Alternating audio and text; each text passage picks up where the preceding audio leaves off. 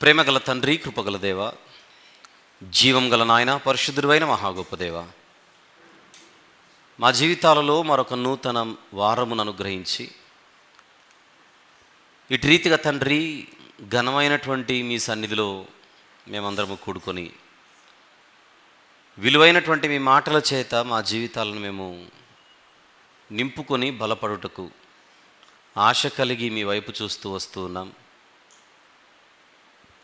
ఏ మంచితనము, ఏ గొప్పతనము, ఏ నీతి ఏది కూడా మాలో లేదు, కానీ కేవలము మీ ప్రియకుమారుడు, మా ప్రభు ప్రియ రక్షకుడు, నజరేయుడైన యేసుక్రీస్తు ప్రభువారు శిలువ సింహాసనముపై చిందించిన అమూల్యమైనటువంటి రక్తమును ఆశ్రయించి మాత్రమే మీ సన్నిధికి వస్తూ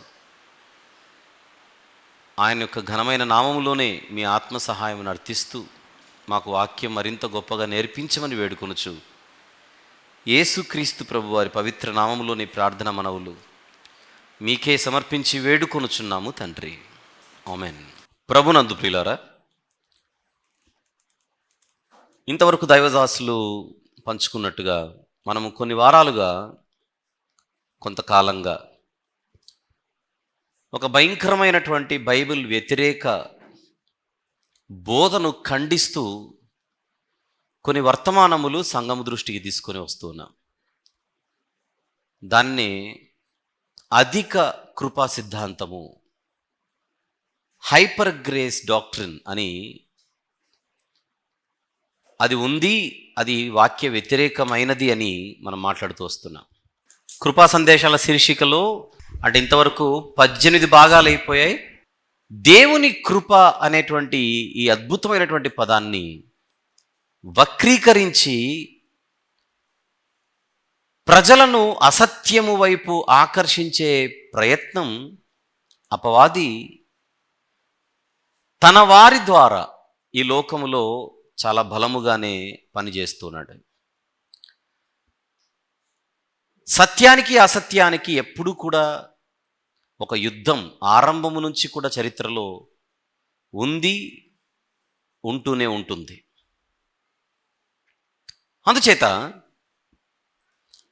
సత్యమేమిటి, అసత్యమేమిటి, నిజమేమిటి, అబద్ధమేమిటి, వాక్యానుకూలమైనదేమిటి, వాక్య వ్యతిరేకమైనదేమిటి, ఈ ఆలోచనలు మనము బైబిల్ దగ్గరకు వచ్చి మనం చేస్తూ ఉన్నాం. కేవలం వినువారు మాత్రముగా మనం ఉంటే మనల్ని మనం మోసపుచ్చుకున్న వారం అవుతాం. ఆదివారం రోజున ప్రకటింపబడుతున్న ఈ సందేశాలను ఆదివారం మాత్రమే వినేసి వెళ్ళిపోతే నాకు తెలిసి పెద్ద ప్రయోజనం ఉండదు. కారణం, మనం మరుసటి దినానికి మర్చిపోయే ప్రమాదం ఉంది కనుక తిరిగి వాటిని ధ్యానిస్తూ ఉండాలి. తర్వాత వాటిని మన మెయిన్ ఛానల్లో, బైబిల్ ట్రస్ట్ మినిస్ట్రీస్ అనే మెయిన్ యూట్యూబ్ ఛానల్లో ప్రతి కృపా సందేశాన్ని అప్లోడ్ చేస్తున్నారు.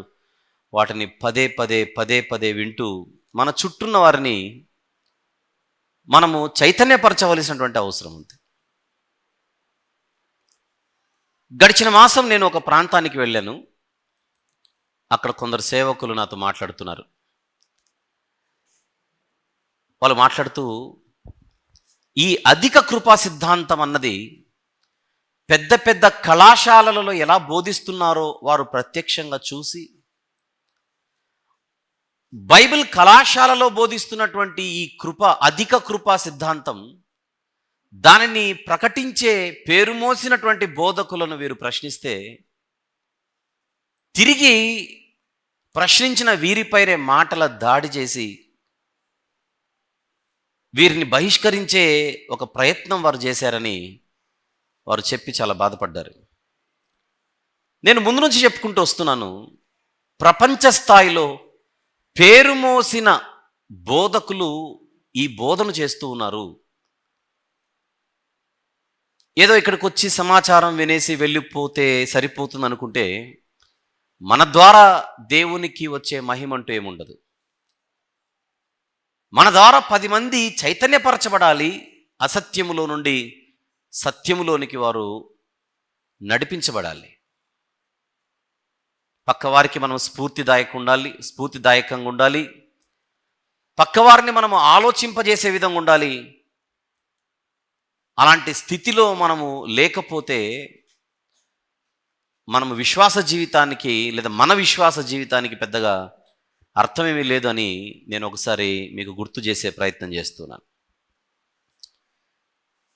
ప్రత్యేకించి గత 2 వారాలుగా ఈ కృపా సిద్ధాంతాలలో ఒక సబ్ టైటిల్ ఇచ్చి ఒక అంశాన్ని మనం మాట్లాడుకుంటున్నాం. ఏమిటది? పరిశుద్ధులుగా ఉండుట మన బాధ్యత కాదా అన్నది ఈ ఉపంశం.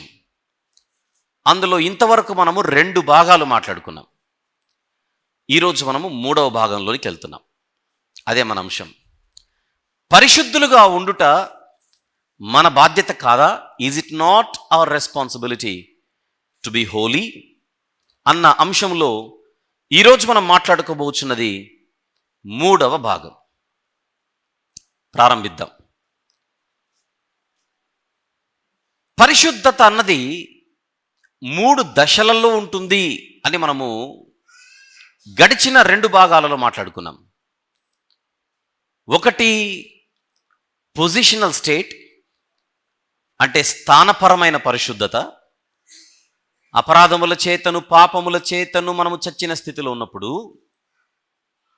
సిలువను గూర్చిన వార్తను విని, అంటే క్రీస్తు సువార్తను విని దానిని మనము అంగీకరించి విశ్వసించి ప్రభు దగ్గరకు వచ్చి మన పాపాలను ఆయన సన్నిధిలో ఒప్పుకొని ఆయన కార్చిన రక్తములో మన జీవితాన్ని కడుక్కోవడం జరిగింది. సూచనగా బాప్తిస్మం పొంది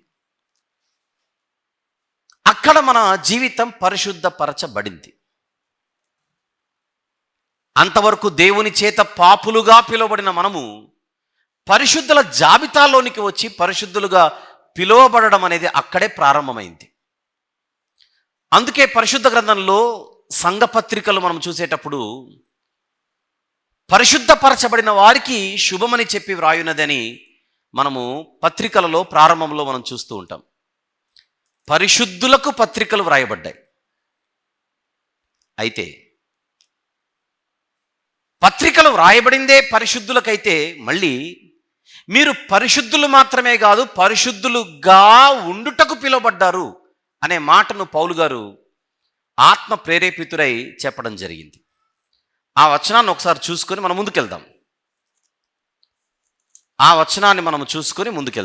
కొరింథీయులకు వ్రాసిన మొదటి పత్రిక 1వ అధ్యాయం.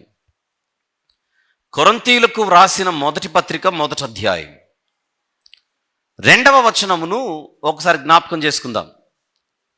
కొరింథీలో ఉన్న దేవుని సంఘమునకు అనగా క్రీస్తు యేసు నందు పరిశుద్ధపరచబడిన వారై, ఎక్కడా?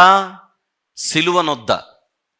క్రీస్తు యేసు నందు పరిశుద్ధపరచబడిన వారై, నెక్స్ట్ పరిశుద్ధులుగా ఉండుటకు పిలువబడిన వారికి శుభమని చెప్పి వ్రాయునది. అది తర్వాత కింది మాట. ఆల్రెడీ మీరు పరిశుద్ధపరచబడ్డారు అని ఒక విషయం చెప్పి మీరు పరిశుద్ధులుగా ఉండడానికే పిలువబడ్డారని మరొక స్టేట్మెంట్ ఇస్తున్నాడు అక్కడ. పరిశుద్ధపరచబడడం అనేది మొదటి దశ అయితే పరిశుద్ధులుగా జీవించడం అనేది 2వ దశ అని మనం చూసాం. దానినే పురోగ దశ, పురోగ పరిశుద్ధత, ప్రగతిశీల పరిశుద్ధత, ప్రోగ్రెసివ్ హోలీనెస్ అని మనం మాట్లాడుకున్నాం.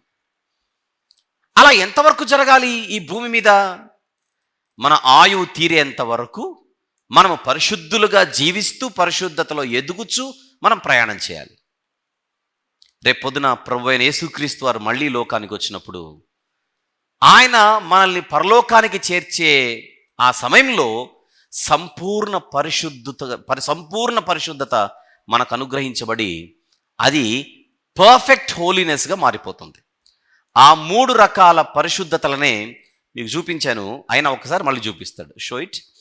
పరిశుద్ధత యొక్క 3 దశలు: స్థాన పరిశుద్ధత, పురోగ పరిశుద్ధత, పరిపూర్ణ పరిశుద్ధత. ఇంగ్లీష్లో positional holiness, progressive holiness, perfect holiness. చాలు. ఈరోజు ఇక్కడ ఎవరెవరైతే మారు మనసు పొంది పాపక్షమాపణ కొరకు సిలువ దగ్గరకు వచ్చి ఆ రక్తంలో జీవితాలు కడుక్కున్నారో, బ్యాప్టిజం పొంది, మనందరము కూడా స్థాన పరిశుద్ధతను పొందినవారం. కానీ ఆ పరిశుద్ధతను మనం పెంచుకుంటూ ముందుకెళ్ళాలి. ఈరోజు ఈ అధిక కృప సిద్ధాంతాన్ని బోధించేవారు ఏం చేస్తున్నారు? ఆల్రెడీ మనము సిలువ దగ్గరే సంపూర్ణులైపోయాము, మళ్ళీ ఇప్పుడు మనం పరిశుద్ధులుగా జీవించడానికి ప్రయత్నం కూడా చేయవలసిన అవసరం లేదు, కొత్తగా పరిశుద్ధత కోసం మనం పరితపించవలసినటువంటి అవసరం లేదు. అందుచేత బైబిల్ పట్టుకొని బోధించే బోధకులు ఎవరైనా సరే మనం పరిశుద్ధులుగా జీవించాలి, పాపము చేయకుండా బతకాలి అనేటువంటి పిలుపును ప్రత్యేకంగా ఇవ్వవలసినటువంటి అవసరం లేదు. అది వాక్య వ్యతిరేకమైనదని వీరు మనలాంటి వారిపై ఆరోపణలు చేస్తూ ఉంటారు ప్రపంచవ్యాప్తంగా. మీరు పరిశుద్ధంగా బతకాలనేటువంటి మాట వారి నోట మనం పెద్దగా వినం, ఈ అధిక కృపా సిద్ధాంతాన్ని బోధించేవారి నోట.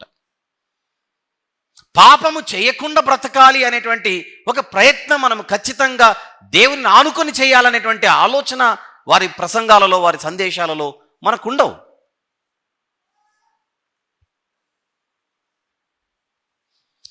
ఆ విషయాన్ని మనం బైబిల్ దగ్గర తీసుకొని వచ్చి గత 2 వారాలుగా ప్రత్యేకించి ఈ లైన్ మీదే మనం ఆలోచిస్తూ ప్రయాణం చేస్తూ ఉన్నాం. అలా చేస్తున్నప్పుడు ప్రత్యేకించి గత వారం నేను కొన్ని విషయాలు మీ దృష్టికి తీసుకొని వచ్చాను. బైబిల్లో మనకు సమతుల్యత అనేది ఒకటి కనబడుతుంది, బ్యాలెన్స్ అని అంటాము. ఆ బ్యాలెన్స్ అనేటువంటి ఆ అంశాన్ని, ఆ కాన్సెప్ట్ని మనం చూసేటప్పుడు బైబిల్లో కొన్ని సంగతులు ఆల్రెడీ జరిగిపోయాయి అన్నట్టు ఉంటాయి, కానీ ఇంకను పూర్తి చేయబడలేదు అన్నట్టుగా కూడా ఉంటాయని ఒక లిస్ట్నే మీకు ఇచ్చాను. మచ్చుకు ఒక చిన్న ఎగ్జాంపుల్ని మనము లాస్ట్ వీక్ చెప్పిందే నేను గుర్తు చేసే ప్రయత్నం చేస్తాను. గుర్తు చేస్తారా మీరు? రోమీలకు రాసిన పత్రికలో 6వ అధ్యాయం, రోమ పత్రిక 6వ అధ్యాయం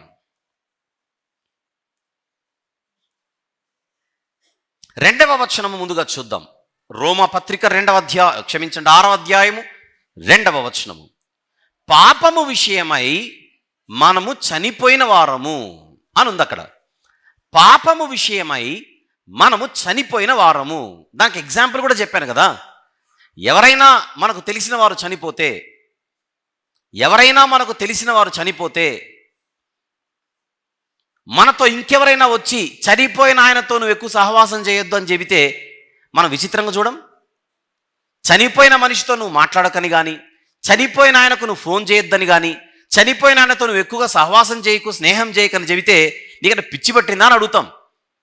బతుకున్నోడితో సహవాసం చేయకు అంటే అర్థం ఉంది, బ్రతికున్న వాడితో స్నేహం చేయకంటే అర్థం ఉంది, బ్రతికున్న వాడితో మాట్లాడకంటే అర్థం ఉంది, బ్రతికున్న వాడికి ఫోన్ చేయకంటే అర్థం ఉంది. చచ్చిపోయినోడితో నువ్వు మాట్లాడకు, సహవాసం చేయకు, స్నేహం చేయకంటే పిచ్చి పట్టిందా అని అడుగుతాం రివర్స్ మనం. ఈరోజు ఈ అధిక కృపా సిద్ధాంతాన్ని బోధించేవారు క్రైస్తవుని జీవితంలో ఇక పాపం అనేది ఉండదు, శిలువ దగ్గరే పాపం అనేది పాతి పెట్టబడింది, ఇక మీద క్రైస్తవుడు జీవించే శేష జీవితం అంతా శిలువ దగ్గర నుంచి తాను ఏది చేసినా కూడా పాపపు వాసన దానికి తగలదు, పాపపు గాలి దానికి ఉండదు, పాపపు జాబితాలోనికి అది రాదు, పాపము అనేటువంటి కేటగిరీ కిందకి అది రాదు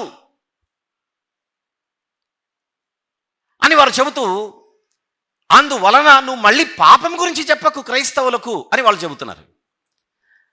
దాని కొరకు నేను ఎగ్జాంపుల్గా మీకు చూపించింది అసలు బైబిల్ ఎలా ఉంటుందో చూద్దాం రండని రోమాపత్రిక 6వ అధ్యాయం 2వ వచనాన్ని చూపించి, పాపము విషయంలో మనం చనిపోయామని 2వ వచనంలో రాసినటువంటి పౌలు భక్తుడు 10 వచనాలు దాటేసరికి అంటే 12వ వచనంలో ఆయన ఏమంటున్నాడో చూడండి అని చెప్పాను. కాబట్టి శరీర దురాశలకు లోబడినట్లుగా చావునకు లోనైన మీ శరీరమందు పాపమును ఏలనీయకుడి అంటున్నాడేంటి?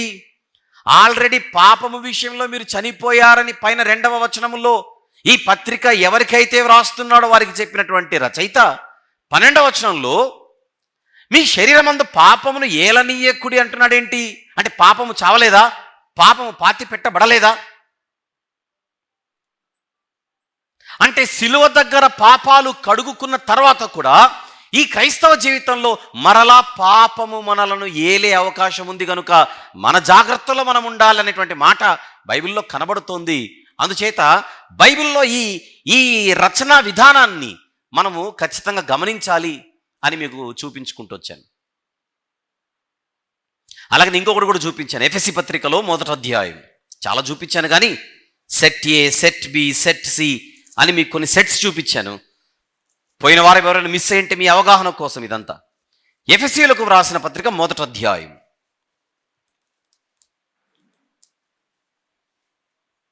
7వ వచనం కదా మనం చూసింది. 7వ వచనంలో ఏముందో చూద్దాం.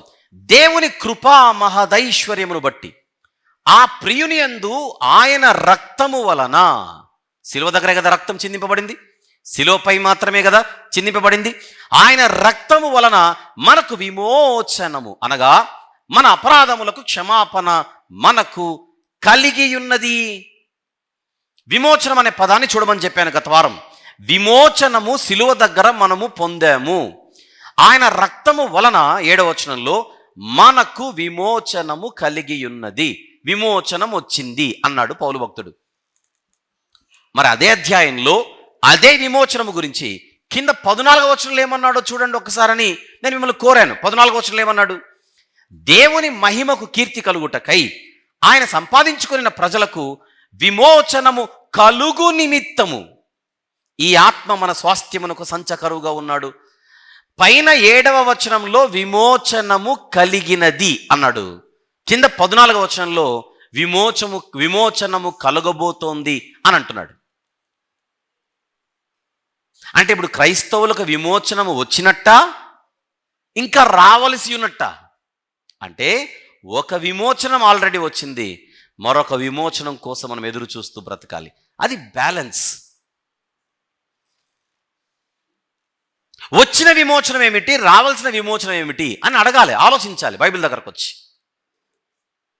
7వ వచనంలో విమోచనం వచ్చింది కనుక 14వ వచనంలో విమోచనం ఇంకా రావాలనే మాట తప్పు అని మనం అంటే మనకు బైబిల్ చదివే విధానం అర్థం కానట్టు.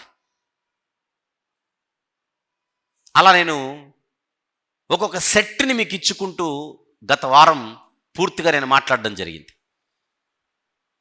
గడిచిన వారం set A, set B, set C అని ఒక్కొక్క సెట్లో ఈ రీతిగా రెండు ఒక జతలుగా కొన్ని పెయిర్స్గా మీకు వచనాలు చూపించి, ఆ వచనంలో ఒక విషయం గురించి ఒకలా ఉంటే అదే విషయం గురించి మరొక వచనంలో మరోలా ఉంది.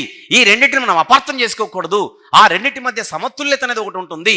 దానిని మనము జాగ్రత్తగా అర్థం చేసుకొని ఆ రెండింటిని సమన్వయపరచి మనము వాక్యాన్ని అర్థం చేసుకోవాలని మీ ఆలోచనలలోనికి వీటన్నిటిని తీసుకొని వచ్చాను. గడిచిన వారం నేను ఏ సెట్స్ అయితే ఇచ్చానో, ఎన్ని సెట్స్ ఇచ్చాను? Set A, set B, set C, set D, set E, set F వరకు ఇచ్చాను. ఇంకొక సెట్ రాసుకోండి ప్రస్తుతానికి, సెట్ జి. అంటే గడిచిన వారము దానికి మీరు యాడ్ చేసుకోవచ్చు, ఇప్పుడు కూడా చేసుకోవచ్చు. రైటా? గలతీ పత్రిక తీద్దాం. గలతీయులకు వ్రాసిన పత్రిక 4వ అధ్యాయం. గలతీ పత్రిక 4వ అధ్యాయం 4-5 వచనములు ఒకసారి చూద్దాం. 4-5 వచనములు. అయితే కాలము పరిపూర్ణమైనప్పుడు దేవుడు తన కుమారుని పంపెను. ఆయన స్త్రీ యందు పుట్టి మనము దత్తపుత్రులము కావలెనని అనుందా? ఏమి కావాలనని? దత్తపుత్రులము కావాలెనని. అండర్లైన్ చేయండి ఆ పదం. ఆయన స్త్రీ యందు పుట్టి మనము దత్తపుత్రులము కావాలెనని ధర్మశాస్త్రమునకు లోబడి ఉన్న వారిని విమోచించుటకై ధర్మశాస్త్రమునకు లోబడిన వాడాయెను. ఓవరాల్గా ఈ వచనము లేదా ఈ వాక్య భాగము యేసుక్రీస్తు ప్రభు యొక్క మొదటి రాకడకు సంబంధించిందేనా? స్త్రీ యందు పుట్టి అనే పదం చూడగానే ఏ రాకడకు సంబంధించింది ఇది? మొదటి రాకడకు సంబంధించి. యేసుక్రీస్తు ప్రభు వారు ఎందుకు వచ్చాడు ఈ లోకానికి అని అడిగితే ఒక రీజన్ కనపడుతుంది అక్కడ. మనకు దత్తపుత్రత్వాన్ని ఇవ్వడానికి, మనలను దత్తపుత్రులుగా చేయడానికి. సన్స్ ఆఫ్ అడాప్షన్ అంటే మనము పాపములో పడిపోయి పాపములో చచ్చిపోయి అపవాదికి పిల్లలుగా బతుకుతుంటే దేవుడు తిరిగి మనను సిలువ దగ్గర తనకు కుమారులుగా స్వీకరించాడు. ఎఫెసీ పత్రికలు అదే కదా, తనకు కుమారులుగా స్వీకరించుటకై. చెప్పండి, సిలువ దగ్గర మనందరికి ఏమొచ్చింది అని అడిగితే దత్తపుత్రత్వం వచ్చింది. మనలందరినీ దేవుడు తనకు పిల్లలుగా స్వీకరించాడు. మీరు కన్ఫ్యూజ్ అవ్వకూడదని ఎక్కువ రెఫరెన్స్లు చూపించట్లా. ఎందుకనగా తన నామమందు విశ్వాసం ఉంచు వారందరికీ దేవుని పిల్లలగుటకై ఆయన అధికారం ఇచ్చానని యోహాను సువార్త 1వ అధ్యాయంలో మనకు కనబడుతుంది. అంటే ఈరోజు ఇక్కడ ఎవరెవరమైతే బ్యాప్టిజం తీసుకున్నామో, మారు మనస్సు పొంది పాపక్షమాపణ కొరకు, మనందరము కూడా దత్తపుత్రులైపోయాం. దత్తపుత్రులం అంటే సొంత పిల్లలు కాదా అని కాదు, ఇక్కడ అట్లా ఆలోచించకండి. తిరిగి మనల్ని పిల్లలుగా దేవుడు స్వీకరించాడు, పాపపు స్థితిలో ఉన్నటువంటి మనల్ని కడిగి. ఈ మాట అందరికి అర్థమైందా? సిలువ దగ్గర మనందరికీ దత్తపుత్రత్వం లభించింది అన్న విషయం అందరికి అర్థమైందా? Very good. ఇప్పుడు ఈ మాటను అలా మనసులో పెట్టుకొని రోమపత్రికకు రండి ఒకసారి దయచేసి. రోమీలకు రాసిన పత్రిక, పౌలు గారే కదా ఈ పత్రిక కూడా రాసింది. 8వ అధ్యాయం 23వ వచనం ఒకసారి చూద్దాం. 23వ వచనం, రోమపత్రిక 8వ అధ్యాయం 23వ వచనం. అంతేకాదు, ఆత్మ యొక్క ప్రథమ ఫలముల నొందిన మనము కూడా దత్తపుత్రత్వము కొరకు, అనగా మన దేహము యొక్క విమోచనము కొరకు కనిపెట్టుచు మనలో మనము మూలుగుచున్నాము. జాగ్రత్తగా క్యాచ్ చేయండి పాయింట్. గలతీ పత్రికలో దత్తపుత్రత్వం వచ్చిందన్నాడా రాలేదన్నాడా? వచ్చింది. ఎక్కడొచ్చింది? సిలువ దగ్గర వచ్చింది. దత్తపుత్రత్వం వచ్చింది అని గలతీ పత్రికలో చూస్తున్నాం. దత్తపుత్రత్వం కొరకు మనము ఎదురు చూస్తున్నాం, ఎదురు చూడాలంటున్నాడు రోమపత్రిక 8:23లో. గమనించాలి. మళ్ళీ చదువుతామా? ఆత్మ యొక్క ప్రథమ ఫలముల నొందిన మనము కూడా దత్తపుత్రత్వము కొరకు, అనగా మన దేహము యొక్క విమోచనము కొరకు కనిపెట్టుచు. ఆల్రెడీ వచ్చేసి అంటే ఎందుకు కనిపెట్టాలి? మనలో మనము మూలుగుచున్నాము అంటే మనకు సిలువ దగ్గర వచ్చిన దత్తపుత్రత్వము ఒకటి ఉంది. రేపు ప్రభు మళ్ళీ లోకానికి వచ్చిన తర్వాత మనము పొందబోయే దత్తపుత్రత్వం ఒకటి ఉంది. పొందిన దత్తపుత్రత్వము చెప్పండి, పొందబోయే దత్తపుత్రత్వం ఉన్నాయా? 2 దత్తపుత్రత్వాలు ఉన్నాయా? పొందిన దత్తపుత్రత్వము గలతీ పత్రిక, పొందబోయే దత్తపుత్రత్వము రోమపత్రిక. ఇప్పుడు గలతీ పత్రిక చదివిన మనిషి రోమపత్రికలో ఉండే తప్పని, రోమపత్రికలో చదివిన మనిషి గలతీ పత్రికలో ఉన్న తప్పంటే ఎలా? ఈ రెండిటినే కదా సమన్వయపరచాల్సింది, ఈ రెండిటినే కదా బ్యాలెన్స్డ్గా అర్థం చేసుకోవాల్సింది. ఎఫెసీ పత్రికలు ఇందాక విమోచనం గురించి మాట్లాడా, గలతీ పత్రిక రోమపత్రికలు ఇక్కడ నేను మాట్లాడింది దత్తపుత్రత్వం గురించి మాట్లాడింది. రోమపత్రిక 6వ అధ్యాయంలో మనం చూసింది పాపం గురించి మాట్లాడుకున్నాం మనం. ఇవన్నీ ఎందుకు చూపించానంటే, ఇవన్నీ మనకు అర్థమైతే పరిశుద్ధతను గురించి కూడా అదే. సిలువ దగ్గర మనం పొందిన పరిశుద్ధత ఒకటి, కానీ ఆ పరిశుద్ధతలో మనము వర్ధిల్లుచు, ఎదుగుచు, పురోగతి చెందుతూ ఈ క్రైస్తవ జీవితంలో ప్రయాణం చేస్తే భవిష్యత్తులో మళ్ళీ యేసుప్రభు వచ్చినప్పుడు మన పరిశుద్ధత సంపూర్తవుతుంది. అప్పుడు సంపూర్ణమైన పరిశుద్ధత అయిపోతుంది. ఆ సంపూర్ణమైన పరిశుద్ధతతో సంపూర్ణుడైన దేవునితో మనం పరలోకంలో సదాకాలం ఉండబోయేటువంటి భవిష్యత్ అది. First stage, second stage, third stage. పరిశుద్ధతకి ఎన్ని స్టేజెస్ ఉన్నాయి? 3. అవి చెప్పట్లేదు వీళ్ళు. ఫస్ట్ దానికే ఫైనల్ అని పేరు పెట్టేస్తున్నారు. ఫస్ట్ దానికే ఫైనల్ అని పేరు పెట్టి చెప్పడం ఏమిటి? పరిశుద్ధులుగా బ్రతకవలసినటువంటి ప్రయత్నం మనం చేయవలసిన అవసరం లేదు అనేటువంటి ఇండికేషన్ బోధకులు ఇస్తే అసలు విశ్వాసులను కానీ పోని బోధకులను కానీ అసలు పట్టడానికి ఉంటుందా చెప్పండి? ఆల్రెడీ శిలువ దగ్గర పరిశుద్ధత ఫుల్గా వచ్చేసింది కనుక ఇక మనం చేయాల్సింది నిల్లని చెప్పేస్తే ఈ ఆత్మీయ జీవితంలో మనం ఏమైనా బాధ్యతగా భయముగా బతికే అవకాశం ఉందో లేదో ఒకసారి మీరు ఆలోచించమని నేను మళ్ళీ కోరుతున్నాను.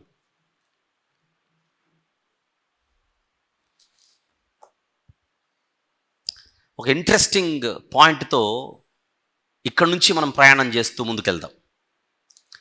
గడిచిన 2 వారాలకు సంబంధించినది మరికొంత అడిషనల్ ఇన్ఫర్మేషన్ ఇప్పటివరకు ఇచ్చాను.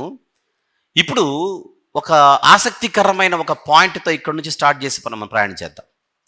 శిలువ దగ్గర ఎలాగో దత్తపుత్రత్వం అనే పాయింట్ వచ్చింది కనుక శిలువ దగ్గర మనందరము కూడా దేవుని పిల్లలమయ్యాం. తెలుసు కదా, పుట్టుకతోనే నేను దేవుని బిడ్డను కదా అంటే అది జనరల్, ఇది స్పెషల్. ఎందుకు? అపరాధముల చేతను పాపముల చేతను మనము అపవాది పిల్లలమైపోయాం. మళ్ళీ మనము దేవునికి పిల్లలు ఎక్కడయ్యాము? యోహాను సువార్త 1వ అధ్యాయంలో చూద్దాం. యోహాను సువార్త 1వ అధ్యాయం 12వ వచనం ఒకసారి చూద్దాం. యోహాను సువార్త 1వ అధ్యాయము 12వ వచనం.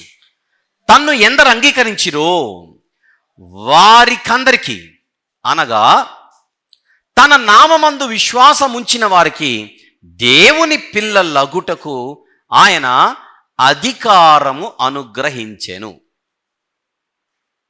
ఎస్, మనందరము కూడా క్రీస్తు యేసు ప్రభునందు విశ్వాసం ఉంచి శిలువ దగ్గర మనం దేవుని పిల్లలమైపోయాం. బాగానే ఉంది. ఇప్పుడు దేవుని పిల్లలు ఎలా బ్రతకాలో దేవుని పిల్లలకు తెలియొద్దు? దేవుని పిల్లలనే ట్యాగ్ మెడలో వేసుకుంటే సరిపోతుందా? దేవుని పిల్లలు అనేటువంటి బ్యాడ్జ్ మనకు తగిలితే సరిపోతుందా? ఆయనకు తగినట్టుగా బతకాలా? అది ఆలోచించండి. జనరల్గా let us use our common sense. దేవుని పిల్లలు అని అనిపించుకుంటే సరిపోతుందా? ఆయనకు తగినట్టుగా బ్రతకాలనేటువంటి ఒక ఆలోచన అంటూ మనకేమైనా ఉండాలా? ఇది మనకు తెలియాలంటే ఎగ్జాంపుల్గా ఒకరోజు యేసుక్రీస్తు ప్రభువారు ఇదే యోహాను సువార్తలో యూదులతో మాట్లాడుతున్న ఒక సందర్భంలోనికి మనం ప్రయాణం చేద్దాం. 8వ అధ్యాయము యోహాను సువార్త. యోహాను సువార్త 8వ అధ్యాయం. ఆలోచిస్తూ మీరు వీటిని ఆలకించవలసిందిగా మనవి. యోహాను సువార్త 8వ అధ్యాయం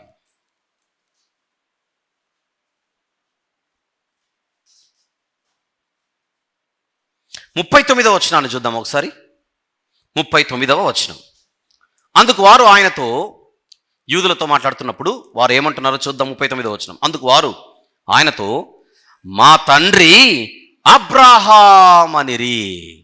వాళ్ళు చెప్పుకుంటారు, మా డాడీ ఎవరు తెలుసా, మా పితోడు ఎవరు తెలుసా, అబ్రహాం అని చెప్పారు. అందుకు యేసు ప్రభువు ఏమంటున్నారు?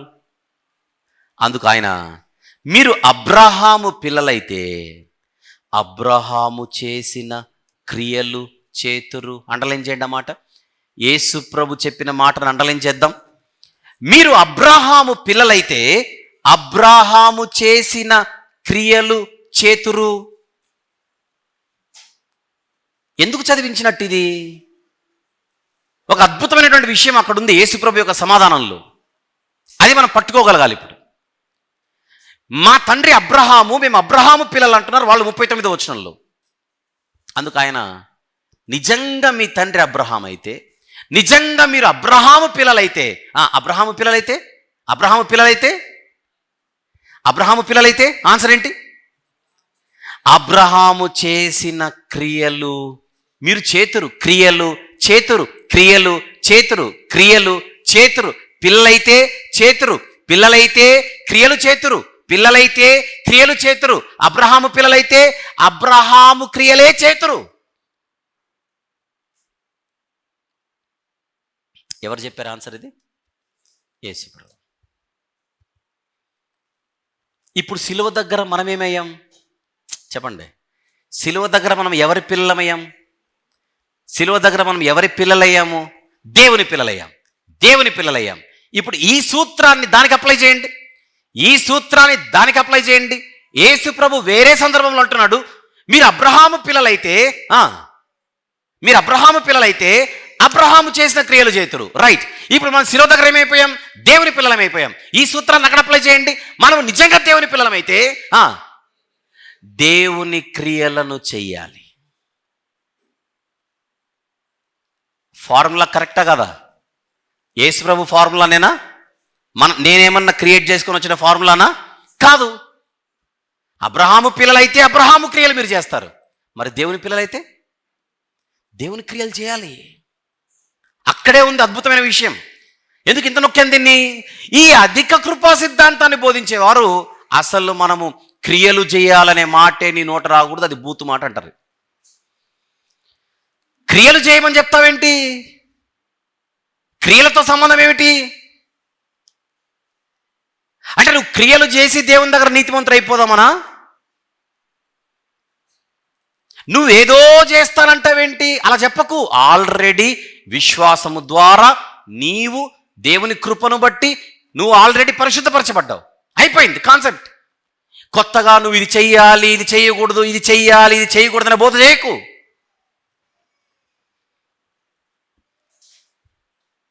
ఎవరు రాశారు ఈ సువార్త? యోహాను గారు రాశారు. అపోస్తలుడైన యోహాను గారు. ఆ యోహాను గారే కొన్ని పత్రికలు కూడా రాశాడు. ఒక పత్రికలోనికి వెళ్దాం ఒకసారి. యోహాను గారి మొదటి పత్రిక, యోహాను గారు రాసిన మొదటి పత్రిక 3వ అధ్యాయం. ముందుగా మొదటి వచనం, మనము ఎవరి పిల్లలము? దేవుని పిల్లలం. అది చాలు. మనము దేవుని పిల్లలము. రైట్. ఇప్పుడు అదే అధ్యాయంలో క్రిందికి మనం అలా ముందుకెళితే దేవుని పిల్లలకు సంబంధించి 6వ వచనంలో ఏం చెబుతున్నాడు చూద్దాం. 6 నుంచి, ఆయన యందు నిలిచి ఉండువాడెవడును, ఆయన యందు నిలిచి ఉండువాడెవను అంటే దేవుని పిల్లలైనటువంటి వాళ్ళు ఎవరును ఏం చేయరు? పాపము చేయరు.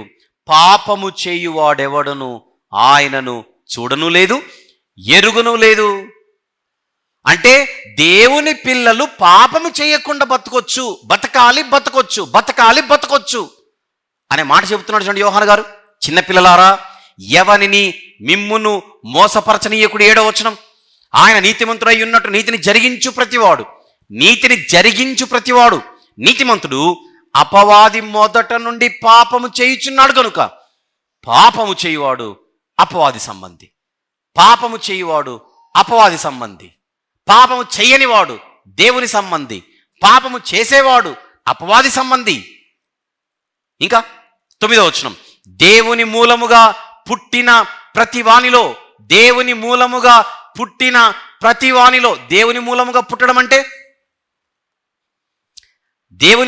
పుట్టడం అంటే ఇది క్లోజ్ చేయకండి. యోహాను సువార్త 1వ అధ్యాయం. దేవుని మూలముగా పుట్టడం అంటే యోహాను సువార్త 1వ అధ్యాయము 12-13 వచనములు. 12-13, తనను ఎందరు అంగీకరించిరో వారికి అందరికీ, అనగా తన నామమందు విశ్వాసముంచిన వారికి దేవుని పిల్లలగుటకు ఆయన అధికారం అనుగ్రహించెను. వారు దేవుని వలన పుట్టిన వారే గాని ఎవరు? ఎవరు? శిలువ దగ్గరకొచ్చి మారు మనసు పొంది పాపక్షమాపణ కొరకు ఎవరైతే బ్యాప్టిజం తీసుకున్నారో వాళ్ళందరూ దేవుని వలన పుట్టిన వారే గాని రక్తము వలననైనను, చూస్తున్నారా, రక్తము వలననైనను, శరీరేచ్ఛ వలననైనను, మానుషేచ్ఛ వలననైనను పుట్టినవారు కారు. అదే నూతన జన్మ, క్రీస్తునందు జన్మించడం. క్రీస్తు యేసునందున్నవాడు ఇప్పుడు నూతన సృష్టి. శిలువ దగ్గర మనకు వచ్చిన జన్మ, కొత్తగా మనము జన్మించినటువంటి పుట్టుక ఏదైతే ఉందో అది దేవుడు మనకిచ్చినటువంటి నూతన జన్మ. రండి, యోహాను గారి మొదటి పత్రిక 3వ అధ్యాయము 9వ వచనం. యోహాను గారి మొదటి పత్రిక 3:9, దేవుని మూలముగా పుట్టిన ప్రతి వానిలో ఆయన బీజము నిలుచును గనుక వాడు పాపము చేయడు. వాడు దేవుని మూలముగా పుట్టినవాడు గనుక పాపము చెయ్యజాలడు. దీనిని బట్టి అండర్లైన్ చేద్దాం, దీనిని బట్టి దేవుని పిల్లలెవరో అపవాది పిల్లలెవరో తేటపడును. ఎంత చక్కని మెసేజ్ చెబుతున్నాడు యోహాను గారు. యోహాను సువార్త 8వ అధ్యాయంలో అపవాది పిల్లలెవరు, అబ్రహాము పిల్లలెవరు అని ప్రభు మాట్లాడుతున్నాడు. అక్కడ సేమ్ లైనే తీసుకున్నాడు మళ్ళీ ఇక్కడ తన పత్రికలో. కాకపోతే అబ్రహాము పిల్లలని మాట్లాడట్లేదు, దేవుని పిల్లలని మాట్లాడుతున్నాడు.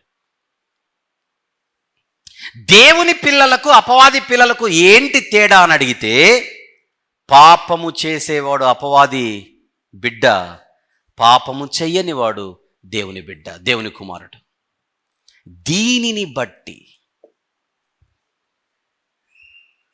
క్యాచ్ ద పాయింట్, దాన్ని మీరు పట్టుకోవాలి. 9వ వచనం మరొకసారి, 1 యోహాను పత్రిక 3వ అధ్యాయము 9 నుంచి. దేవుని మూలముగా పుట్టిన ప్రతి వానిలో ఆయన బీజము నిలుచును గనుక వాడు పాపము చేయడు. దేవుని బీజము మనలో నిలుచును గనుక వాడు పాపము చెయ్యడు. వాడు దేవుని మూలముగా పుట్టినవాడు గనుక పాపము చెయ్యజాలడు.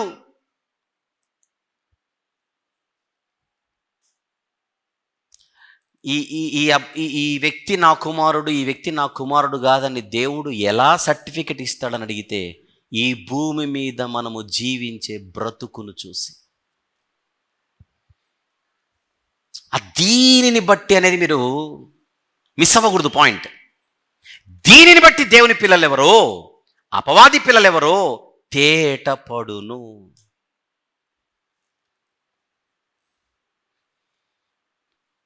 మనకు సంబంధమే లేదు, మనం ప్రత్యేకంగా మళ్ళీ ఇలా బ్రతకాలి ఇలా బ్రతకకూడదు అనేటువంటి కాన్సెప్టే బైబిల్లో లేదని చెప్తారేంటి ఇల్లు.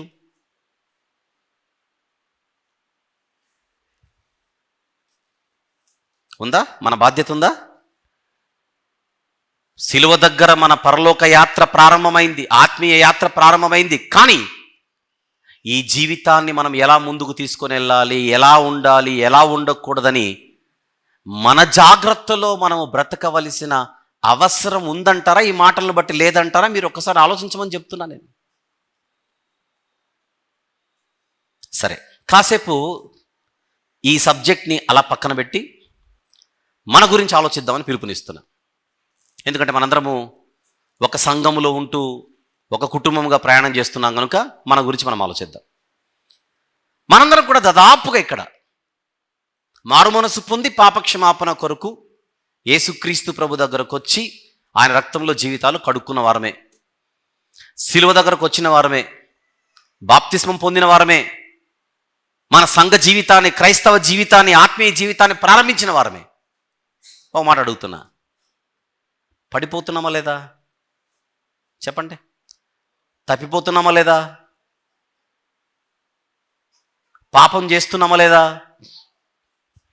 Very good. అవును అనేదే మన మనస్సాక్షి ఇస్తున్న సమాధానం అయితే, పాపము చేయువాడు ఎవరి కుమారుడు? అపవాది కుమారుడు.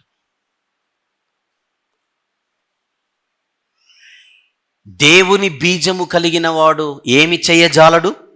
చూడండి వచనం, 9వ వచనం. దేవుని మూలముగా పుట్టిన ప్రతి వానిలో ఆయన బీజము నిలుచును గనుక వాడు పాపము చెయ్యడు. వాడు దేవుని మూలముగా పుట్టినవాడు గనుక పాపము చేయజాలడు. వీలైతే ఈ వచనాన్ని ఈ రోజు కొరకు మనం ఇంటికి వెళ్ళిన తర్వాత కంటత పెడదాం, బట్టి కొడదాం. యోహాను గారి మొదటి పత్రిక 3:9 ఇక మనం చచ్చిపోయేంత గుర్తుండాలి. దేవుని మూలముగా పుట్టినవాడు, దేవుని బీజము లోపలున్నవాడు పాపము చెయ్యడు మాత్రమే కాదు, నెక్స్ట్ పాయింట్ ఏంటి? పాపము చేయజాలడు. నో, కానీ మనం అవలీలగా చేస్తున్నాం పాపం. సార్ నో, గొప్పోళ్ళమే కదా మరి, గొప్పోళ్ళమే మరి. పాపము మనం సులభంగా ఈజీగా అవలీలగా చేస్తున్నామంటే ఇంతకు దేవుని బీజం మనలో ఉన్నట్ట లేనట్ట? ఆలోచించండి. ఈ మాట అందరు నమ్ముతున్నారుగా? 1 యోహాను 3:9 అందరు నమ్ముతున్నారుగా? పాపము చెయ్యడు మాత్రమేనా, చెయ్యజాలడునా? జాలడు. మరి ఇది మనకు అప్లై అవ్వట్లేదే. ఈజీగా పాపం చేయగలుగుతున్నామే అంటే బీజము సరిగా లేదు, మనలో దేవుని బీజము సరిగా లేదు. ఉంటే ఛాన్సే లేదంటున్నాడు ఇక్కడ, ఛాన్సే లేదు. అంటే భూమి మీద మనిషి అన్నవాడు పాపము చేయకుండా బ్రతికే అవకాశం ఉందంటే ఎస్. ఎలా? దేవుని బీజం ఉంటే. సీడ్. ఇంగ్లీష్లో చూపించే వచనాన్ని. దేవుని బీజము.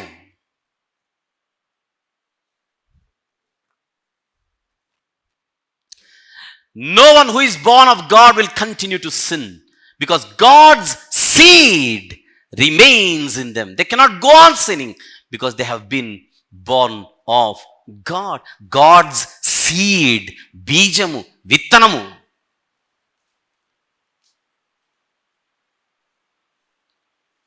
వాళ్ళు అలా చెబుతున్నారు, వీళ్ళు అలా చెబుతున్నారు, వాళ్ళ బోధన కాసేపు పక్కన పెడదాం.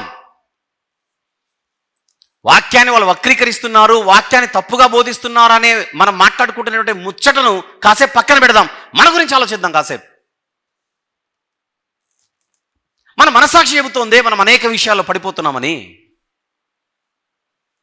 భయం లేకుండా, ఏ ఇబ్బంది లేకుండా, ఏ మాత్రము కూడా గుచ్చుకోకుండా మనం అవలీలుగా అనేకమైనటువంటి విషయాల్లో తప్పిపోయి, పడిపోయి, బలహీనులమైపోయి పాపాన్ని చేస్తున్నామంటే ఖచ్చితంగా ఈ వాక్యాన్ని బట్టి మనల్ని మనం పరిశీలించుకోవాల్సిన అవసరత ఈరోజు లేదా? ఒకసారి మీరు ఆలోచించండి అని అడుగుతున్నాను నేను.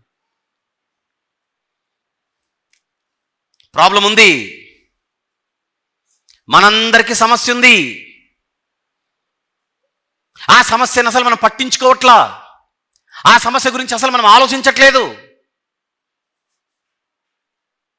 మనకు సమస్య ఎవరు అంటే పక్కోడు. ఎదుటివాడితో మనకు సమస్య, పక్కవారితో మనకు సమస్య. ఆలోచిస్తే 24 గంటలు ఎదుటివాని గురించి ఆలోచిస్తున్నాం మనం.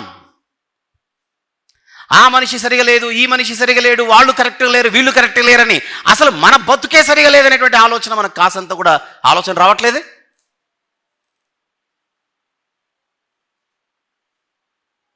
పక్కవాడు బాగలేకపోతే అది సెకండరీ సమస్య, నేనే బాగలేకపోతే అది మొదటి సమస్య.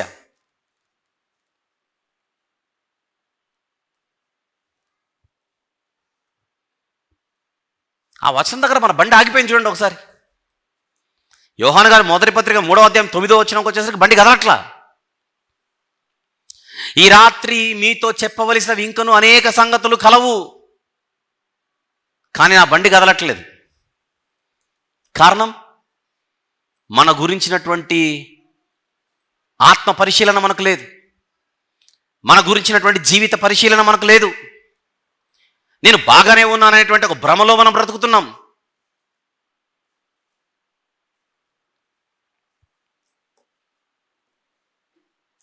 ఒక ప్రశ్న మనల్ని మనం వేసుకుందామని పిలుపునిస్తున్నాను. మనలో దేవుని బీజము బలంగా ఉందా? అది ప్రశ్న. దేవుని బీజం అంటే వాక్యం. దేవుని బీజం ఎక్కడి నుంచి వస్తుంది? దేవుని బీజం ఎక్కడి నుంచి వస్తుంది? ఇక్కడి నుంచే వస్తుంది, వాక్యంలో నుండి వస్తుంది. వాక్యమే. సీడ్ అన్నాడు, విత్తనం. విత్తువా అని ఉపమానం ప్రభు చెప్పాడు. అందులో విత్తనం ఏమిటి? వాక్యమే. చూద్దాం ఒకసారి మార్కు సువార్త. అంటే విత్తనం అంటే ఏమిటో, బీజం అంటే ఏమిటో అని అనుకోకుండా, మార్కు సువార్త 4వ అధ్యాయం 14వ వచనం ఒకసారి చూద్దాం. 14వ వచనం, మార్కు సువార్త 4వ అధ్యాయం 14వ వచనం. విత్తువాడు వాక్యము విత్తుచున్నాడు. ఎవరి వాక్యం అది? ఎవరి వాక్యం అది? దేవుని వాక్యము. విత్తువాడెవరు? సేవకుడు. ఆ విత్తువాడు విత్తునదే వాక్యమైతే అందులో త్రోవ ప్రక్కన ఉండేవారు కొంతమంది. వారెవరు ప్రభువా? త్రోవ ప్రక్క నుండి వారెవరు ప్రభువా అని అడిగితే 15వ వచనంలో, వాక్యము వారిలో విత్తబడును, కానీ వారు వినిన వెంటనే సాతాను వచ్చి వారిలో విత్తబడిన వాక్యం ఎత్తుకొని పోవును. ఇదొక గ్రూప్. అటువలే రాతి నేలను విత్తబడిన వారు ఎవరనగా వాక్యము విని సంతోషముగా అంగీకరించువారు, అయితే వారిలో వేరు లేనందున కొంతకాలము వారు నిలుతురు గాని వాక్యము నిమిత్తము శ్రమ అయినను హింస అయినను కలుగగానే వారు అభ్యంతరపడుదురు. ఇతరులు ఈ ముండ్ల పొదలలో విత్తబడిన వారు, వీరు వాక్యము విందురు కానీ ఐహిక విచారములను ధనమోసమును మరి ఇతరమైన అపేక్షలను లోపల చొచ్చి వాక్యమును అణచివేయుట వలన అది నిష్ఫలమగును. మంచి నేలను విత్తబడిన వారెవరనగా వాక్యము విని దానిని అంగీకరించి 30 60 100 ఫలించువారని చెప్పాను. ఆ చివరి కేటగిరీ ఒకటి ఉంది. మంచి నేలను పడినటువంటి వాళ్ళు ఎవరైతే ఉన్నారో వాళ్ళే పాపము చేయకుండా బ్రతకగలరు. వారు పాపము చెయ్యజాలరు. దేవుని సంబంధులు ఎవరు? దేవుని పిల్లలు ఎవరు? బలముగా తమలో వాక్యపు విత్తనాన్ని నింపుకునేవారు. వాక్యమును బలముగా తమలో దేవుని బీజాన్ని, దేవుని విత్తనాన్ని నింపుకునేవారు. పొలం మాత్రం ఒకటే, విత్తువాడు ఒకడే, కానీ విత్తుతుంటే రకరకాల గ్రూపులు దేవుని ఎదుట కనబడుతున్నాయి. త్రోవ ప్రక్కనున్నవారు, రాతి నేలనున్నవారు, ముండ్ల పొదలలో ఉన్నవారు, మంచి నేలను పడినవారు. ఎక్కడున్నాం ఈరోజు? ఇంతకు మనం ప్రతి ఆదివారం వాక్యం విత్తబడుతోంది. ఇక్కడ మంచి నేలను పడుతున్నటువంటి హృదయాలు ఎన్ని? వినట్లేదా? మొదటి రోలో కూర్చున్న వారి దగ్గర నుంచి చివరనున్న వాళ్ళందరికీ వాక్యము సమానంగా ప్రకటించబడుతోంది. మనలో ఎంతమంది రాతి నేలన పడిన వారం ఉన్నామో, ఎంతమంది త్రోవ ప్రక్కన ఉన్నామో, ఎంతమంది ముండ్ల పొదలలో ఉన్నామో, ఎంతమంది జీవితాల్లో మంచి నేలను ఈ వాక్యాలు విత్తబడుతున్నాయో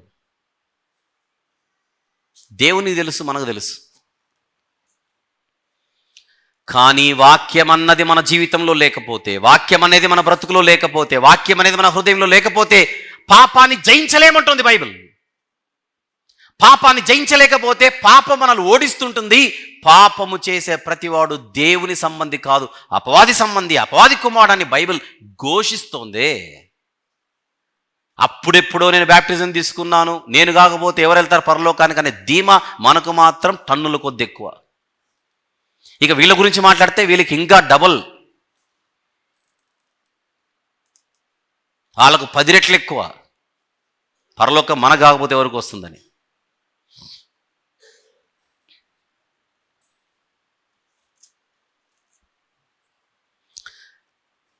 ఖచ్చితంగా మనకు ప్రాబ్లం ఉంది. వింటున్నామంతే, మనము వాక్యాన్ని వింటున్నామంతే. ఇంకా చెప్పనా, మనము వింటున్నామే కానీ విలువ అర్థం కావట్లా. ఇక్కడున్న మన స్థానిక సంఘానికి ఉండేటువంటి ఇంకొక పెద్ద సమస్య ఏంటంటే, విషయం వింటాం, ఆ వింటున్న వాక్యపు విలువ ఎంతవరకు అర్థమవుతుందో నాకు మాత్రం పెద్ద సందేహమే. రాత్రి ఒక ప్రశ్న అడిగాను, కొంతమంది సహోదరులను, సంఘాన్ని అడుగుతున్నాను.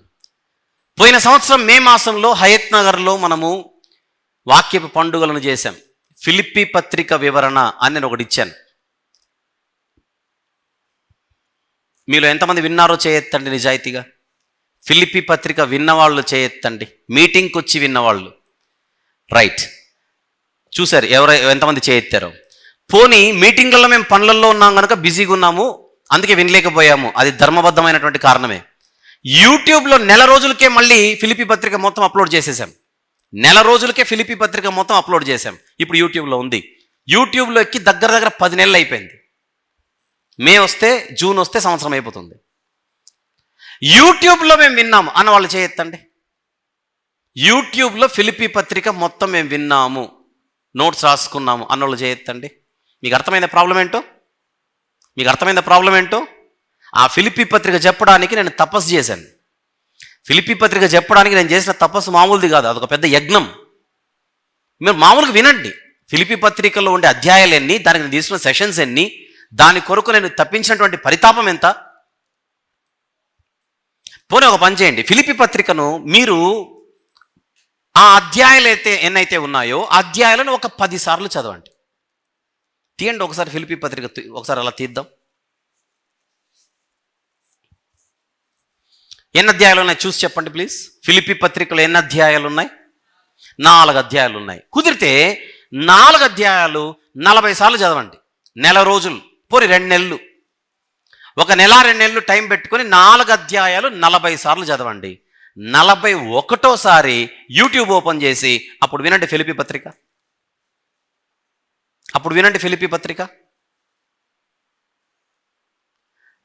ఆ సెమినార్ జరిగింది, మనం చేసిన సెమినార్. పనులున్నాయి కనుక అప్పుడు వినలేకపోయాము, కరెక్ట్. అది పనులు అయిపోయిన తర్వాత, అలసట తీరిన తర్వాత, హైదరాబాద్లో సెమినార్ అయిపోయి తర్వాత ఇంకోలులో కూడా సెమినార్ అయిపోయింది, అది ప్రసంగి గ్రంథం. ఇంకొక సెమినార్ కూడా అయిపోయిన తర్వాత, కానీ ఈ రోజుకి మనం ఇంకా మన హైదరాబాద్లో జరిగిన ఫిలిప్పీ పత్రికను పూర్తి చేయాలి. బీజం ఉందా లేదా ఒకసారి ఆలోచించండి. బీజం ఉన్నట్ట లేనట్ట? మనం ఏమనుకుంటున్నాం అంటే, ఆదివారం వస్తున్నాం కదా, కుర్చీలు వేసేస్తున్నాం కదా, శుభ్రపరుస్తున్నాం కదా, అయిపోయిన తర్వాత తీసేస్తున్నాం కదా, సౌండ్ సిస్టమ్ పెడుతున్నాం కదా, కెమెరాలు పెడుతున్నాం కదా, లేదా ఈ పనులు చేస్తున్నాం కదా, ఆ పనులు చేస్తున్నాం కదా, పనులు చేస్తున్నాం కనుక మేము పనిలో ఉన్నట్టు అనుకుంటున్నాం. అసలు బీజమే లోపలికి వెళ్ళట్లేదు. ఇంకా పనులు చేయడం వల్ల లాభం ఏముంది? విత్తనం వెళ్ళట్లా లోపలికి, నువ్వు కుర్చీ చేయడం వల్ల లాభం ఏముంది?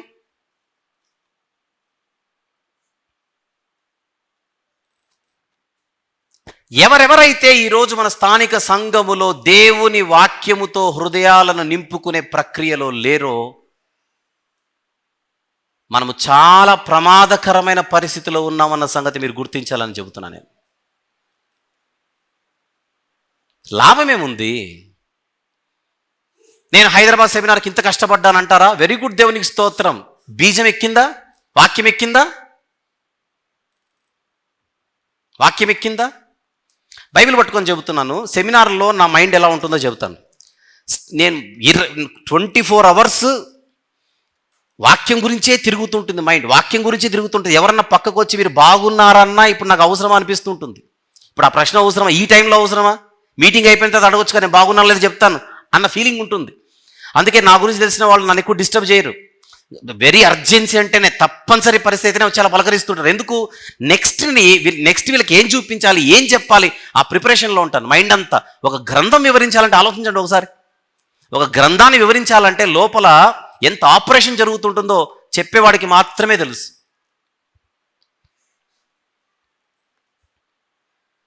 ఫోటోల కోసం వస్తుంటారు. ఇంతసేపు గ్రంథం చెబితే ఇప్పుడు ఫోటోలు అవసరమా? ఇప్పుడు నన్ను డిస్టర్బ్ చేయడం అవసరమా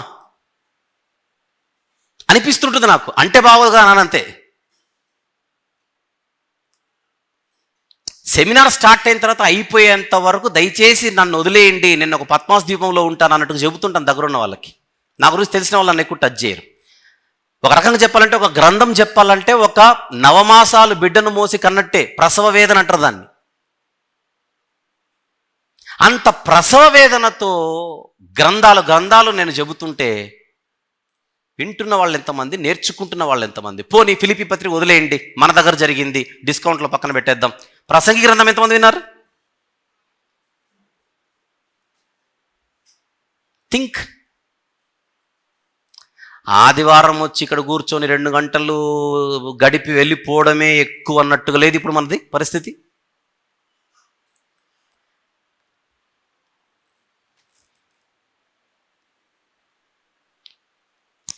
నేను రాత్రి 3 గంటల సేపు 10 నుంచి 1 గంట వరకు సంఘ ప్రార్థన జరిగింది.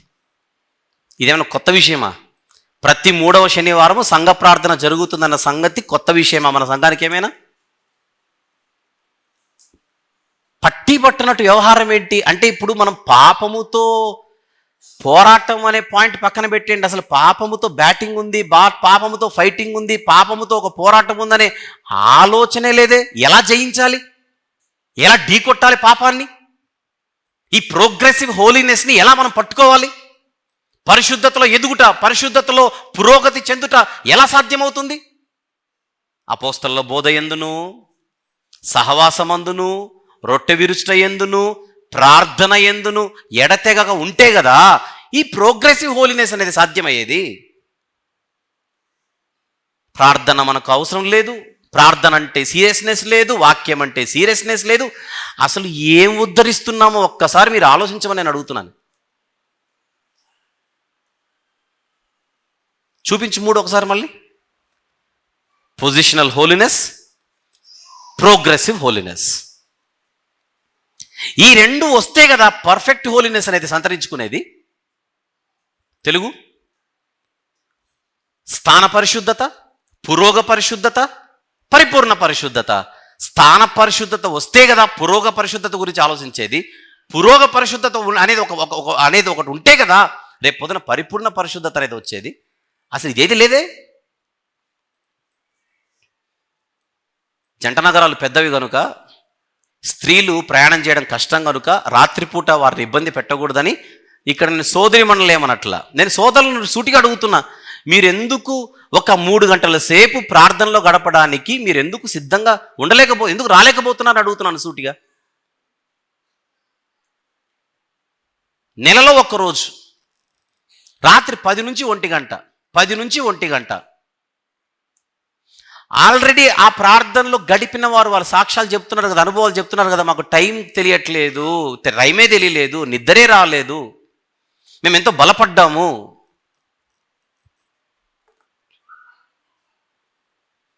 ఈ మధ్యకాలంలో నాకు వస్తున్న ఒక ఆలోచన ఏంటో చెప్పనా, నేను ఎవ్వరికి దగ్గర ఉండకుండా దూరం ఉందాము అనేటువంటి ఒక ఆలోచన వస్తుంది. ఎందుకంటే దగ్గరుండే కొద్ది విలువ అర్థం కావట్లేదేమో అని. నేను దగ్గరుండే కొద్ది విలువ అర్థం కావట్లా. దూరం ఉంటే ఎంత బాగుంటుంది, దూరం ఉన్నప్పుడే విలువ అర్థమవుతుందేమో అందరికీ, దగ్గరుంటే విలువ అర్థం కావట్లేదేమో అనిపిస్తుంటుంది ఒకసారి. వచ్చి వినేసి వెళ్ళిపోతే అయిపోద్దా?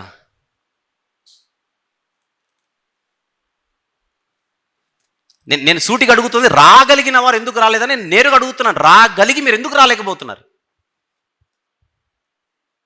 అపాయింట్మెంట్ ఇస్తున్నాం దేవునికి మనం అపాయింట్మెంట్ ఇచ్చినట్టు.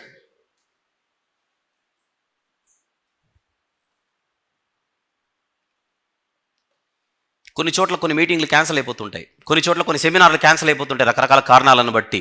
క్యాన్సిల్ అవుతున్నందుకు వాళ్ళు ఎంత బాధపడుతుంటారో,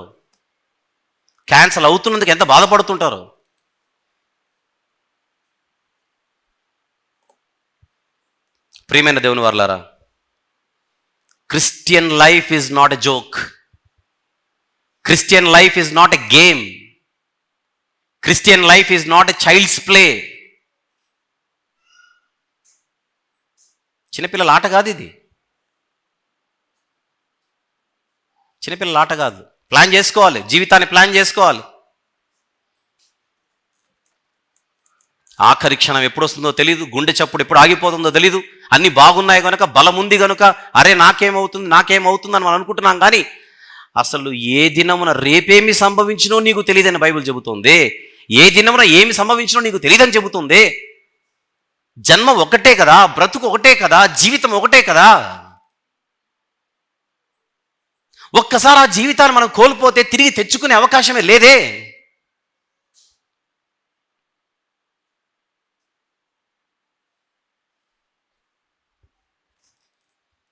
ఎప్పుడో ఫిలిప్పీ పత్రిక పక్కన పెట్టండి, ఎప్పుడో ప్రసంగి గ్రంథం పక్కన పెట్టండి, అవి కొన్ని నెలల కింద జరిగింది. ఇప్పుడు మాట్లాడుతున్న కృపా సిద్ధాంతాలపై మనకున్న గ్రిప్ ఎంత? చుట్టూ సమస్య ఉంది కదా, భయంకరమైనటువంటి తప్పుడు బోధలు ఈరోజు పెట్టరేగిపోతున్నాయి కదా.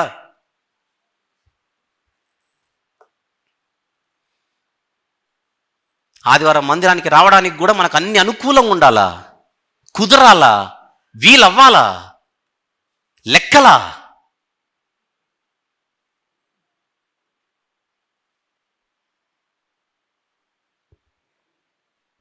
ఎందుకు ఆరాధనకు రాలేదంటే ఎవరు అన్నారట ఈ మధ్య, ఇంట్రెస్ట్ లేక రాలేదట. ఇంట్రెస్ట్ లేక. ఆ ఆన్సర్ చెప్పడానికి ఎంత దమ్ము ఉండాలి. తెలియకైనా ఆ మాట నిండాలి, తెగించైనా ఆ మాట నిండాలి.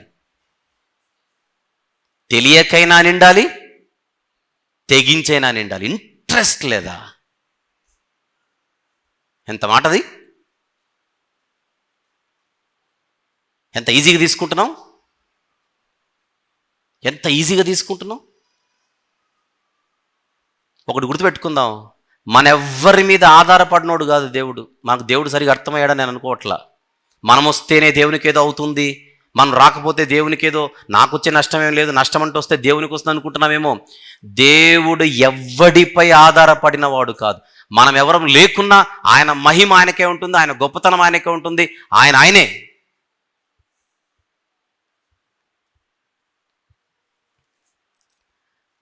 ఇద్దరు ముగ్గురు నా నామమును కూడుకుంటే నేను అక్కడ ఉంటానని ఆయన మనకు అపాయింట్మెంట్ ఇచ్చాడు. మనం ఆయనకు కాదు ఇచ్చేది అపాయింట్మెంట్, ఆయన మనకిస్తున్నాడు అపాయింట్మెంట్. మీరు కూడుకుంటే నేను వస్తానన్నాడు. ఎవరి అపాయింట్మెంట్ ఎవరికి ఇవ్వాలి? ఎంత ఈజీగా తీసుకుంటున్నాం దేవుణ్ణి ఈరోజు మనం. మరలా అనుకోకండి, దేవుని విషయంలో మన బిల్డప్ చాలా ఎక్కువ ఉందనే విషయం లెట్ us యాక్సెప్ట్. మనము చాలా ఎక్కువ బిల్డప్ ఇస్తుంటాం దేవుని విషయంకి వచ్చేసరికి. టైం లేదు, వీలు లేదు, కుదరట్లేదు, అంతే. ఈ వారం వస్తే వచ్చే వారం రాం, ఆ వారం వస్తే ఇంకొక వారం రాం. ఎంత నిర్లక్ష్యం!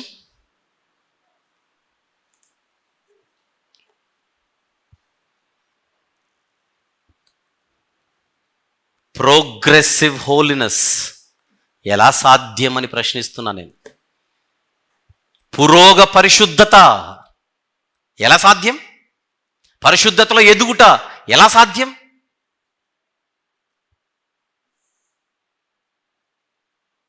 దాదాపు అందరూ చదువుకున్నవారే, అక్షర జ్ఞానం అందరికి వచ్చు, వ్రాసుకోవడం అందరికి వచ్చు. జనరల్ మెసేజ్లా ఇక్కడ చెప్పేవి మీరు ఆలోచించండి. జనరల్ మెసేజ్లా ఏదో ప్రసంగాలు, ఒక గంట సేపు ఉపన్యాసం ఇచ్చేసి అమ్మాయి అయిపోయింది రా టైం అని ఆమెను వెళ్ళిపోయే ప్రసంగాల సిద్ధాంతాలు కదా బోధించేది ఇక్కడ.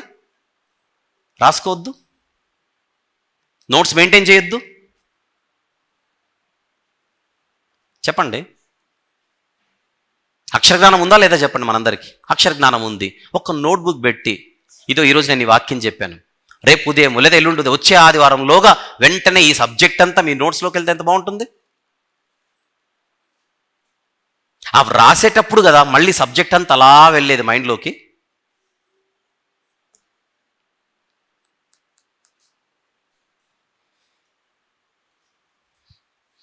Busy busy busy busy busy. We are least bothered, we are very much least bothered. ప్రియమైన దేవుని వారలారా మనం మారాలి. ఇలా ఉంటే కుదరదు, ఇలా ఉంటే కుదరదు. అసలు మనము ఏమాత్రము కూడా, నన్ను అడిగితే వాక్యం విషయంలో ఇదంతా ఎందుకు వచ్చిందని అడిగితే, యోహాను గారు చెప్పిన మాట 3వ అధ్యాయం 9వ వచనంలో తన మొదటి పత్రికలో అంటున్నాడు. ఆయన ఏమని? దేవుని మూలముగా పుట్టిన ప్రతివానిలో ఆయన బీజము నిలుచును గనుక వాడు పాపము చేయడు, వాడు దేవుని మూలముగా పుట్టినవాడు గనుక పాపము చేయజాలడు. ఈ వర్తమానాన్ని ముగించే ముందుకు ఒక మాట చెప్తున్నాను.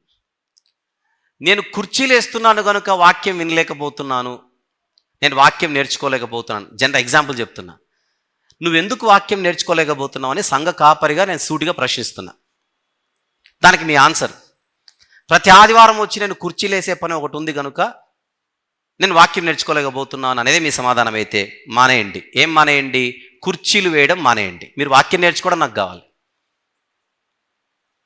నేను కెమెరా పెడుతుండడం వల్ల నేను వాక్యం నేర్చుకోలేకపోతున్నా అంటే కెమెరా పెట్టడం మానేయండి. నేను హాల్ శుభ్రపరచడం వల్ల దేవుని వాక్యం నేర్చుకోలేకపోతున్నానంటే అది మానేయండి.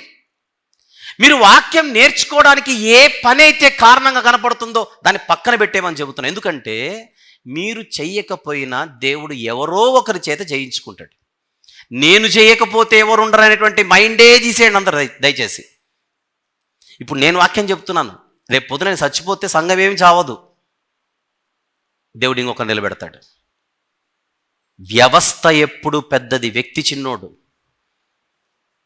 వ్యవస్థ మీద వ్యక్తి ఆధారపడాలే కానీ వ్యక్తి మీద వ్యవస్థ ఆధారపడకూడదు. కనుక దేవుడు నా మీద కానీ మీ మీద కానీ ఎవరి మీద ఆధారపడినవాడు కాదు. నేను ఆ పనిలో ఉన్నాను కనుక నీ వాక్యం నేర్చుకోలేకపోతున్నాను, నేను ఫలానా పనిలో ఉన్నాను కనుక నేను ప్రార్థనలో ఉండలేకపోతున్నాను అనేవి చాలా భయంకరమైనటువంటి సమాధానాలు ఇవి, కారణాలు ఇవి.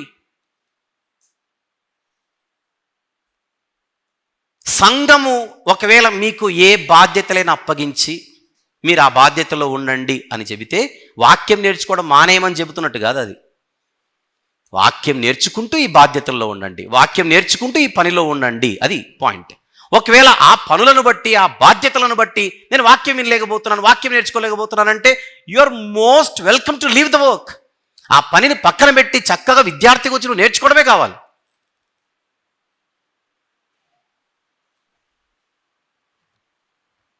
ఎందుకు? వాక్యమే గనుక లోపల లేకపోతే ఇంకా ఏమి చేసినా వ్యర్థం, ఏమి చేసినా వ్యర్థం, దానికి లేదు అర్థం.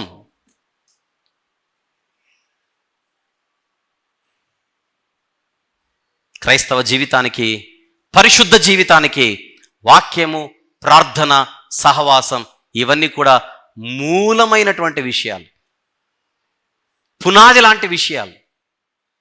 నేను వాక్యానికి దూరంగా ఉంటాను, యు ఆర్ నాట్ సేఫ్. నేను ప్రార్థనకు దూరంగా ఉంటాను, యు ఆర్ నాట్ సేఫ్. నేను సహవాసానికి దూరంగా ఉంటాను, యు ఆర్ నాట్ సేఫ్.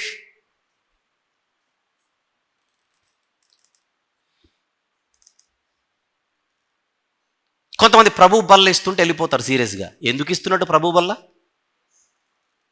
అసలు దానికి గంభీరత ఏమిటి? వాక్యం అయిపోగానే వెళ్ళిపోవడం ఏంటి? కొంతమంది అంటే బస్సులు ఏమన్నా ప్రాబ్లం ఉంటే నేను వాళ్ళ గురించి మాట్లాడట్లా. ప్రభు బల్ల పరిచర్యకు, ఆ కార్యక్రమానికి మనం ఇస్తున్నటువంటి ఆ విలువ ఏమిటి? అవసరం లేదా? నేను వాక్యం చెప్పి ఆమె అనగానే వెళ్ళిపోతారు కొంతమంది. మళ్ళీ నెక్స్ట్ వచ్చేదేంటి? అపోస్తలుల బోధ ఎందును గుర్తు చేసుకుందాం, మళ్ళీ సహవాసం అందును, రొట్టె విరుచుట ఎందును, ప్రార్థన ఎందును.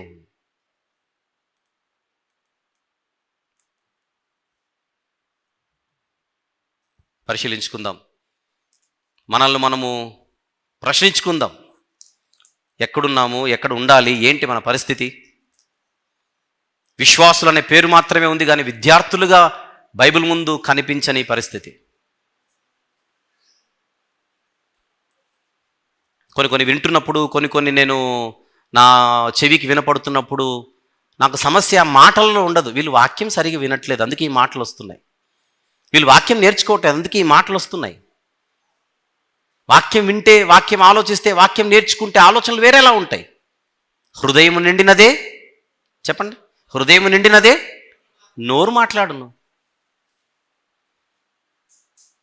హృదయంలో నిండుగా వాక్యం ఉందనుకోండి, 24 గంటలు దేవుని మహిమార్థమై మన మాటలు వస్తాయి, మన సంభాషణలు వస్తాయి, మన ఆలోచనలు ఉంటాయి.